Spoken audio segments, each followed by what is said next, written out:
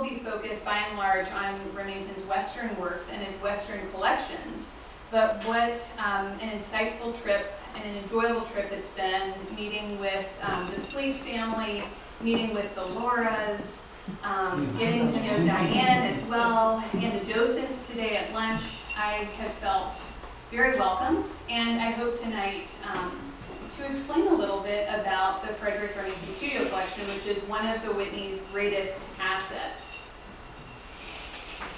So as many of you all may know, and as Laura mentioned, the Whitney Western Art Museum is well represented in the galleries. We have some really great loans on view, 21 objects, including paintings and also firearms. I'll be discussing some of these particular works tonight. They're Northeastern scenes, but really my focal objective is to provide broader insights into the Frederic Remington Studio Collection. It's truly an incomparable assemblage of art and artifacts, which when it was donated to the Whitney in the 1950s, put our museum's name on the map as one of the first and finest museums of Western American art. Just an aside, I hope you all visit the Whitney. It is a nearly encyclopedic collection, but its geographical focus is on the Northern Plains and Rockies. I don't purport to be a Remington expert, and I look to you all and to Laura today to help me fill in the blanks where you can. My collection spans in date from 1830 to the most contemporary Western American art, so my purview is very broad. But it's been really fun to dive deep into one particular area, looking at Frederic Remington's work. So as a preface to our discussion tonight about the studio collection, I'd like to chat briefly about the Whitney's history, as its founding story provides key insights into how the Remington Studio Collection ended up in Cody, Wyoming. Little old Cody, Wyoming, in northwest Wyoming. So, the Whitney, I was doing that. There we go. The Whitney Gallery of Western Art opened its doors to the public in 1959. But our story actually dates back to the 19-teens. William F. Buffalo Bill Cody died in 1917. And shortly thereafter, his fans, his family, wanted to establish the Buffalo Bill Memorial Association to honor the legendary frontiersman, the showman, and Cody's namesake and founder. So in 1922, Buffalo Bill's niece, Mary Jester Allen, she contacted a New York-based sculptress by the name of Gertrude Vanderbilt Whitney. She wanted to discuss with this young artist the possible commission for a monumental tribute to Buffalo Bill Cody. I think it's fabulous that Allen and her colleagues had the foresight to look to a young female artist in New York for this commission, the first monumental sculpture of Buffalo Bill Cody. So Gertrude Vanderbilt Whitney's name is probably very familiar to you all, or it may be. She's perhaps best known as a patroness of the arts. She is that founder of the Whitney Museum of American Art, that fabulous institution founded in 1931. But she was also, importantly, and especially for this discussion, an accomplished artist in her own right. The Cody Commission really offered her this unprecedented opportunity to prove her skill, because many were apt to claim that it was her social standing, it was her family's wealth that garnered her any fame at all. But she really did prove her skill. Though the project wasn't without its challenges, you can imagine that Codyites had very particular opinions about how said first monumental sculpture would look. There is a certain anecdote about her not quite getting the horse correct, and so they sent out a horse from Buffalo Bill's stable to her New York studio so she could study directly from the horse. The commission was challenging, but Whitney ultimately created a colossal equestrian monument beloved by the citizens of Cody. It really is our iconic symbol today. It's on everything from the Chamber of Commerce's letterhead. It's how people know Cody. So the finished bronze portrayed Buffalo Bill as an Army scout, so as a young man. And it was shipped across the country from Whitney's New York studio by train to Cody and dedicated on July the 4th, 1924. July 4th is probably the most important day of the year in Cody, Wyoming. I know it's big everywhere, but it's bigger than Christmas and other major holidays in Cody, so this was a big deal. Whitney was incredibly benevolent with this commission project. She donated her time, all of the costs associated with creating the monumental sculpture, and she also created this incredible pediment here, which mimics one of the mountains nearby this sculpture site. So you can see the artist Whitney here looking lovely next to the monumental bronze. I just love it. And then the bronze itself installed upon this veritable mountain of locally quarried stone. So she donated all of those materials. She also had selected and purchased 40 acres of land upon which this sculpture would be installed. She then donated that large plot of land to the Buffalo Bill Memorial Association. It was on what was once the edge of town, and really now it's the center of town. So what is now the modern day Buffalo Bill Center of the West is sited on those 40 acres of prime real estate. So in the 1950s, the Buffalo Bill Memorial Association was ready to use that land that had been donated, and they were spurred by generous donations from Gertrude Vanderbilt Whitney's son, Cornelius Vanderbilt Whitney. He gave two gifts of $150,000, one to build the first structure, which is the Whitney. This is now just one wing of 5 at the museum. We have 5 acres under one roof, but once the Whitney stood alone on the plot of land. A second gift of $150,000 was made to purchase artwork for this gallery. So the new gallery was opened to the public in 1959, and this was the first modern structure of what would become the Center of the West. The photo on the left shows the original building with Cedar and Rattlesnake Mountains in the back. This is Cedar or Spirit Mountain, Rattlesnake is here. And just beyond the frame here is the Scout, standing sentinel.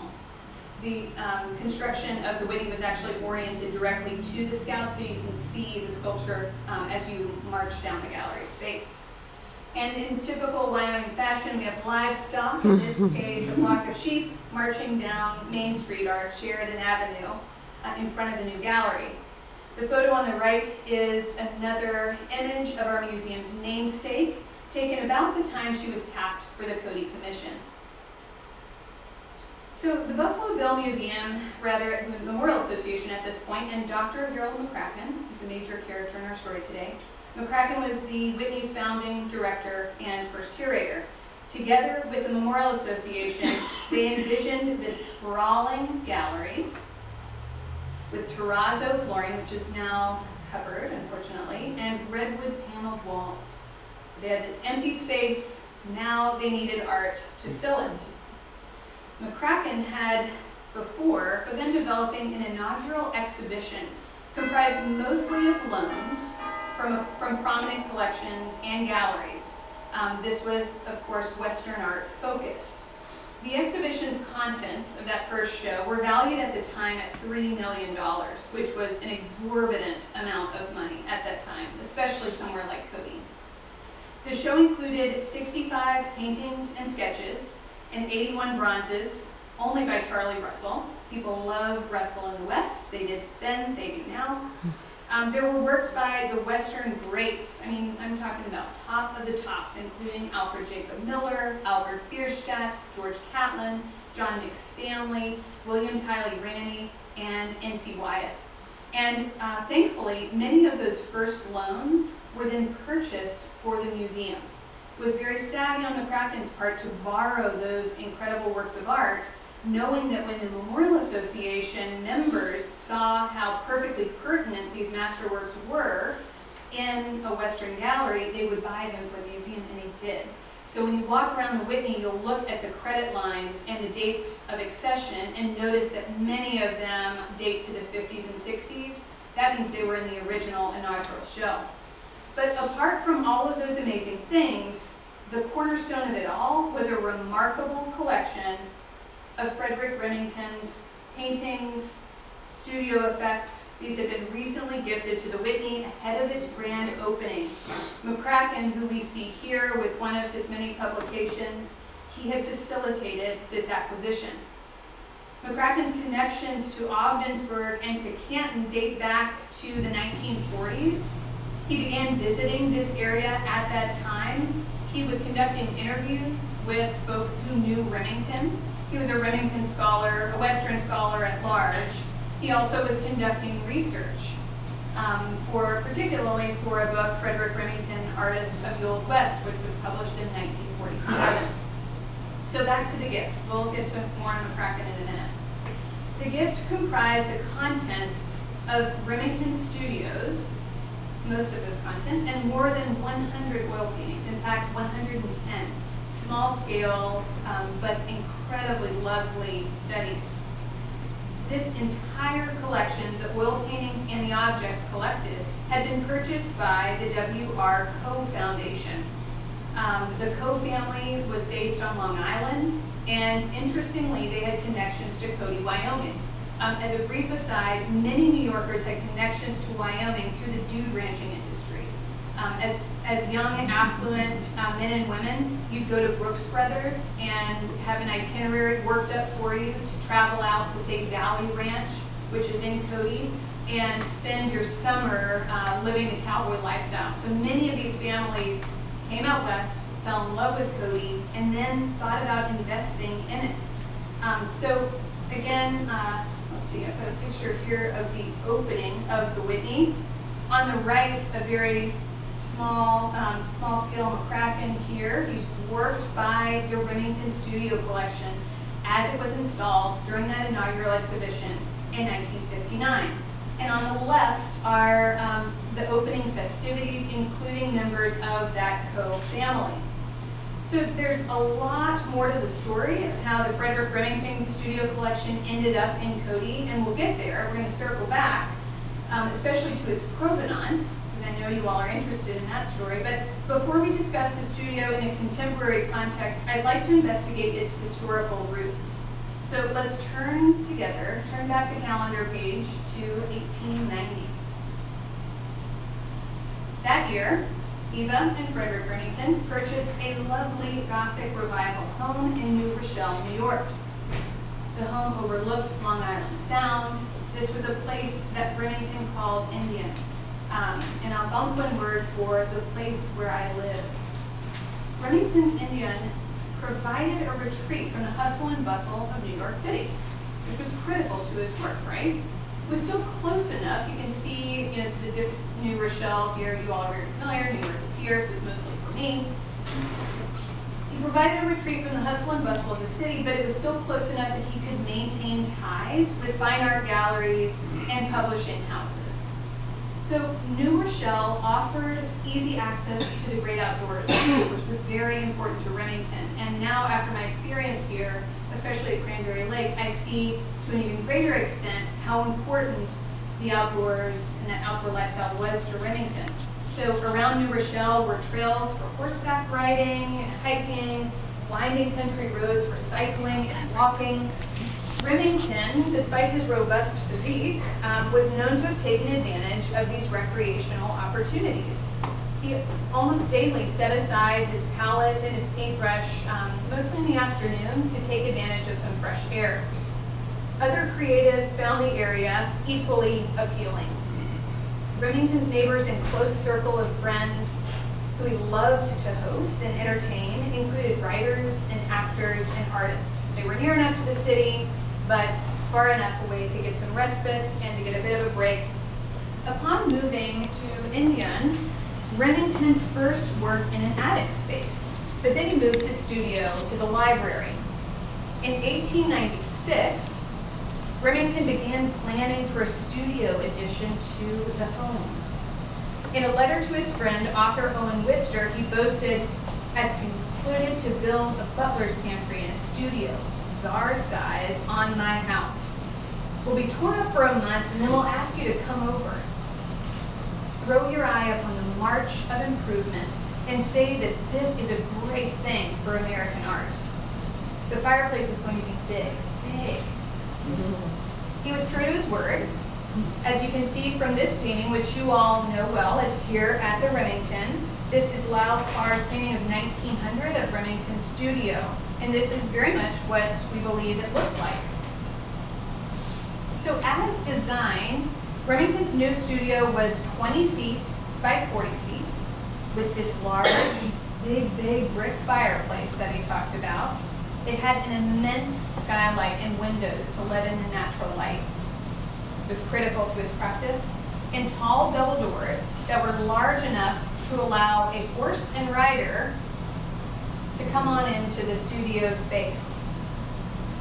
The walls were painted a rosy ochre red, and light poured into the space. It was a warm atmosphere, and it was thought to really have influenced his artwork from the period, which is generally warmer in tone than earlier work. It also, we believe, evoked the plains in the desert southwest, the region's ochre cliffs and adobe structures, respectively. This was a space of function and of beauty. It was conceived from the ground up by the artist for his own use. This was a place where he produced the majority of his late life's work. Almost every single surface was covered with wide-ranging collections, most of which were artifacts of seemingly endless variety purchased by Remington during his trips, or collected for him by friends and colleagues. We have a lot of correspondence showing that Remington asked his colleagues and friends to collect, say, saddles or chaps for him. Harold McCracken called this collection and Remington studio space something of a museum of the Old West. And that's why I chose the title that I did for tonight's talk. Certainly among the diverse collections, there were European objects and many Eastern objects as well. Objects like snowshoes and other things derived from the East Coast. But there were also military trappings, brass canteens, powder horns, antique handguns, and rifles. The firearms collection is actually pretty stellar.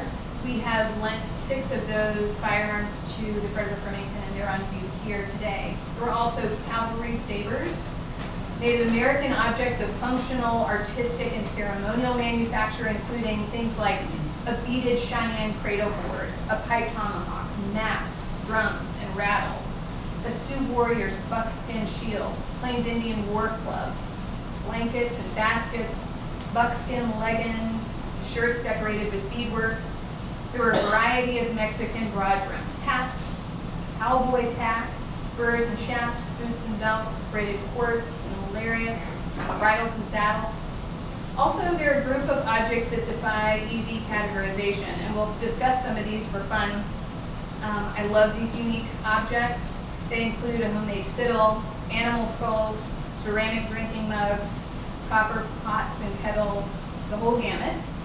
But our main focus today will be Remington's collections of Western American artifacts and how the artist used these treasures as inspiration for his work. So Remington began collecting Western Americana from his earliest trips west. We believe this to be the case because he knew that he wouldn't spend his life in the region. He was, of course, predominantly an Easterner, traveled west for inspiration and for commissions, but collecting things in the West allowed him to draw on that inspiration throughout his years. Here we see him painting the French Trapper in his Manhattan studio in 1888 before he moved to New Rochelle. In the background, if you look closely, you can see a war bonnet. See it here, and then boots. It's kind of hard to see, but boots filled with arrows as well. So he's got some of his collected material around him already. These objects really did inspire him, and they served as source material for sure. Remington had to bring the West back with him to the East because, as I mentioned, he was predominantly an East Coaster. Unlike, say, Charles Marion Russell, and I hate to compare them because they're incomparable, but Charlie rebranded himself as a Montanan. He wanted to live in the West, and in fact did. He committed himself fully to a Western lifestyle, but Remington was an East Coaster through and through. But he traveled in the West from the early 1880s until his death in 1909. Working from his collected materials, Remington crafted detailed paintings, those for which he's best known, and also illustration that seemed to evidence an intimate familiarity with Western peoples and places. But authenticity, it's important to note, wasn't always, however, his intent. Artfulness and impact were his intents, and increasingly so in his later years. As Brent Potter has noted, Remington was more likely to use items whose shape or design fit his needs. So he used his collections for general inspiration and is known to have adorned his painted subjects, say Western native peoples, with an amalgam of paraphernalia from various cultural derivations.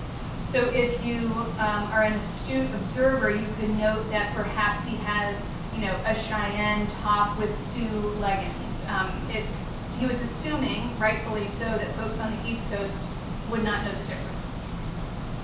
He most often invoked Northern Plains costumes when depicting indigenous cultures of the West. The regalia of Plains tribes had, by this point in history, come to represent kind of generic Indianness in popular culture. So it wasn't just Remington, it was really all of the Eastern-based Western artists, and certainly those in the West too, who were invoking Northern Plains iconography for their paintings of all native peoples. So if you think about feathered war bonnets or beaded or tasseled buckskin shirts and pants, those are really traditionally used by native people of the plains, but it was for native people everywhere for these artists. Buffalo Bill Cody in his Wild West show and European and American artists before Remington, long before, had done much to reinforce the expectation among American and European audiences during Remington's time that this Northern Plains look was come to represent Indianness. Remington's collections were especially useful to him during his years as an illustrator. To complement and enhance Western tales in the pages of Collier's and Harper's and the like, he drew from his collection of genuine artifacts to dress up and equip his models. The photo on the right shows Remington working on the original clay model for the Buffalo Horse in 1907 in his New Rochelle studio. And on the left, we see the artist standing in front of the massive fireplace that he built to suit, with collections adorning the mantle behind him. What you can sense in these photographs and really see in the card painting is the way in which Remington exhibited his collections. For the most part, they weren't strewn about or stored in cupboards or closets to pull out when he needed them. They were neatly hung and used sometimes as decoration. This was a carefully curated space, a space that was meant to evoke a time and a place far removed from its East Coast setting. Within his studio walls, Remington could easily invoke memories from his trips out west or images from his imagination, and he could work to materialize the most poignant and powerful of those in canvas and in bronze. So, apart from being the artist's tailor-made workspace, Remington also used his studio to host friends, including Theodore Roosevelt, Owen Wister, and General Nelson A. Miles.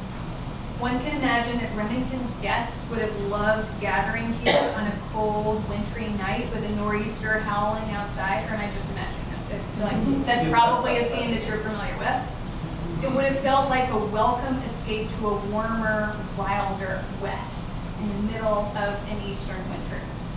Remington was a talented storyteller. Of course, we know this to be true in his paintings and sculptures, but he was a raconteur in person as well.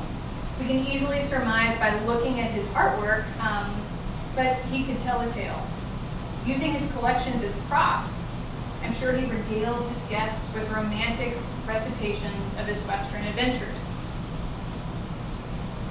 So, as is the case with these two photographs that we saw earlier, Remington preferred to have his own picture taken, his self-portrait taken, in his studio. This suggests his pride in the space and in his collections, and his desire to align himself with that atmosphere evoked by his atelier.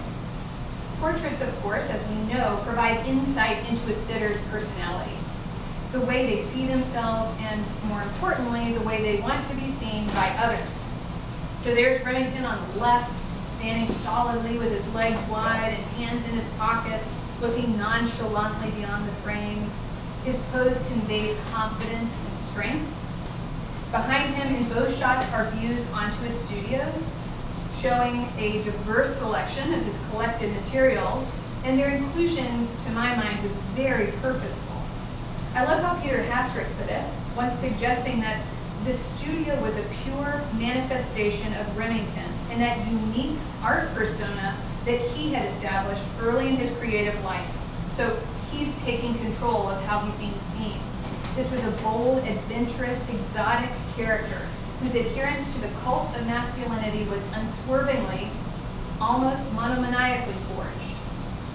So what else did this collection contain? And I show you here a depiction, a photograph of our installation of the collection. It looks very much like that today. And we'll talk about the project of its recreation. You can see visitors enjoying it here. So beyond what we've discussed, the Frederic Remington Studio Collection contains furniture, including trunks, pots and pans, and chests. It includes tools of the artist's trade, palettes, and paintbrushes. And as a brief aside, I wanted to note that one thing we've been thinking about is beginning to chemically analyze the paint on Remington's palettes. We have the opportunity to do that with a particular tool that we've been thankful enough to have been gifted. And so that way we could come up with the chemical makeup of some of the common paints that he used and add that additionally to a layer of connoisseurship, helping in the future to identify Remington paintbrush or Remington paintings. There are also a selection of what I like to call anomalies in this collection. This is probably my favorite stuff. What was once thought to be an ancient Aztec lidded burial urn from the pre-Columbian period. It's made of clay and decorated with a coiled serpent. It was more recently determined to be of Mexican manufacture, dated to about 1900. There are also these awesome beer steins hanging on the mantle. Here they are. They're hand-painted porcelain, and they have these awesome pewter covers. They are of European manufacture and date to about 1890. So I don't know if these ever made it into paintings, but none of the paintings that I know. There's also this incredible beaded vest of buckskin with a floral design that's embellished, and it's probably of Crow origin. And this is said to have belonged to none other than Calamity Jane. So as mentioned earlier, the studio collection includes a broad spectrum of Native American artifacts like these. A war shirt, a bear claw styled necklace. I say bear claw styled necklace because the claws are actually carved, they're not claws. There's woven baskets. I don't know, Laura, if there is an Adirondack, what is it, pack bag? Pack basket. A pack basket. And now I have to go back and look if there is one now that I know what such a thing is. Which I may report back. But there are these native woven baskets and war clubs, and all of these come from very tribal origins. So he would have collected these himself out west, or had friends collect them for him. He also probably purchased some on the East Coast too. So interestingly, in the catalog raisonné, which Laura and I work to update diligently every year through the Remington examination process, in the catalog raisonné, in its pages, we see that Remington used both the bear claw styled necklace and the war club as illustrations for Henry Wadsworth Longfellow's epic poem, The Song of Hiawatha. There is a ton of military and cowboy gear, and this proves very useful to an artist who was skilled and successful at painting the U.S. cavalry's escapades. He'd make drawings of gear in the field, or make drawings from photographs, taking notes as to who wore what gear and how it was used. He'd also include drawings in illustrated letters, asking friends or colleagues stationed out west to collect particular artifacts for him. This is a letter, an excerpt from a letter to his friend Lieutenant Powhatan Clark. You have a portrait of Clark here. He says, I have a big order for cowboy picture. He's talking about the dash for the timber, one of the absolute best. And I want a lot of shaps, say 2 or 3 pairs. And if you'll buy them off some cowboys there and ship them to me express, I'll be your slave. I love this. I want old ones. They have to have a patina. They should be in different shapes. I have 4 pairs now, and I want some more. Okay? If you have 4 pairs of shaps and you want at least 3 more, that's quite a few. And I found it interesting that this particular pair of shaps compares favorably to an object in the studio collection. So when the center acquired the collection of Remington's personal effects, we were also gifted 110 oil sketches and finished paintings created by Remington in his studios in the last years of his life. You all are familiar with some of these. We have a group of them on loan to the Remington today, and that's actually, as Laura mentioned, why I'm here. I'm checking up on our works of art, looking at the relative humidity, the temperature of their exhibition space, doing full condition reports on their surfaces and frames. But there are so many others at the Whitney. We try liberally to lend these, but we always have a large selection on view so people can really get a sense of Remington's expert handling of color especially. They're color sketches, they're anatomical, mostly equine studies. There's a mix of in-progress and finished works picturing East Coast and Western scenes. Only a few are technically deemed to be complete. You have several signed paintings here, but not all of them are signed. These might have been intended for sale, at a lower price point, say, than a masterwork, rather than for Remington's own use as just a study. These 3 are considered finished, and you can tell, they're populated by figures. They have more of a subject matter than just a landscape subject itself. So early in his career, as we know, Remington was a realist, and part of that was dictated by the job. He was a commercial illustrator, and that's what the magazine companies wanted. But later, he experimented with Impressionism, and I love this period of his work. Really, once he was recognized as a fine artist, he could free himself from the constraints of illustration commissions, and he became more alert to color, to composition. He started sacrificing detail. Everything early was very crisp and clear, and he was looking to achieve an overall pictorial impact. Again, impact and artfulness. Working in an impressionistic mode, Remington tuned in to the effects of light and atmosphere. We see this in the studio paintings. He's keying into that unique quality of Western light. He's captured it, I think, very well in his dusty rose mountains at sunset, in the faded khaki of dried grass in midday light. Same with the eastern scenes. Now, especially having seen Cranberry Lake and Trout Lake, I know that he was very much in tune with the landscape and absolutely expert in depicting the play of light on water. So aside from their impressionistic qualities, I also love that these small-scale painted sketches provide insight into Remington's working method. These are 5 of the sketches on view here at the Remington.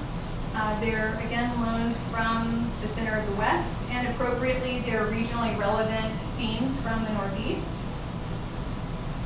Remington often created these oil studies en plein air, or outside, and then he transformed them with the aid of models and collected materials into finished works.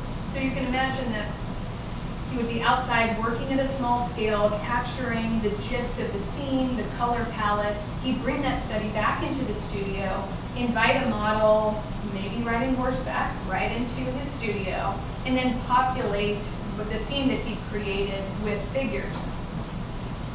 He used models and collected materials to transform these into finished works, or to inspire larger paintings. So back in the comfort of his low-slung rocking chair, he would add figures and really use these to work up to award-winning masterworks. So here's Remington painting en plein air on site at Fort Robinson, Nebraska.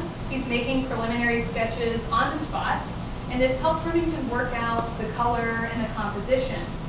He'd create, as I mentioned, a stage of sorts to be populated by actors later on the East Coast. Remington used other types of memory aids as well, written notes and photographs. Just want to show a couple instances where this particular image of a scene of water lilies, surely here in the Northeast, inspired works like our Radisson and Grosseillier paintings, which is a stunning yet small painting. Also 2 other studio collection paintings that we have here on view, including Eva on Chippewa Bay. And this is probably my favorite one of the studio works, and I would encourage you all to go back and take a look more closely at this particular painting, but just examples of how he might have used memory aids. So, as I hope to have illustrated, the Remington Studio Collection contains a veritable treasure trove, one that we at the Buffalo Bill Center of the West are proud to steward today. But speaking of the Center of the West, how did we end up with these treasures? What happened to this incredible collection that Remington had so thoughtfully built and curated and used? What happened after the artist died in 1909? So, following Remington's death, his wife, Eva, considered offering the collections to the Smithsonian American Art Museum. This was in 1910. But ultimately, she rejected the idea because she was unhappy with their proffered terms. She really wanted to keep the collection as a whole, designating it as a memorial, and the Smithsonian was not able to abide that restriction. She had moved to Ogdensburg, New York, and resided for a time here in the parish mansion. When Eva passed away in 1918, most of her estate relating to her husband was bequeathed to the Ogdensburg Library Association, really to the city of Ogdensburg, to be stewarded by the Library Association.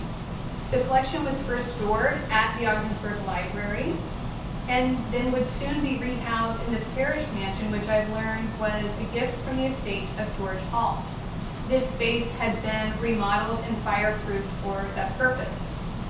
On July the 19th, 1923, the Ogdensburg Public Library opened the Remington Art Memorial to showcase oil paintings, bronzes, and Indian paraphernalia. In 1956, the library faced issues relating to the preservation of the collection. They needed to raise funds for essential renovations to the parish mansion. These essential renovations included replacing an old coal boiler, also updating the gallery space with light and more appropriate construction, and also conserving and reframing some of the works in the collection. So those were all deemed essential duties. So to fund these necessary improvements, the Library Board of Trustees elected to sell the Remington Studio Collection. And it was upon a particular figure's advice. One, Harold McCracken, remember him? Founding director of the Whitney and a man with long-standing connections to Ogdensburg. It was upon his advice that the Ogdensburg Public Library Board engaged Nobler Galleries of New York City as an exclusive agent and negotiated the sale with guidance from library trustee Emma Caton, Eva Remington's younger sister. It's important to note that Remington was quite close with Emma, and he was also close with Franklin Little, who was the president of the Board of Trustees. So again, he had been in this area since the 1940s working on his Remington research. It is possible that he helped with acquisitions for the museum early on as well. So he had tight connections here in Ogdensburg and suggested to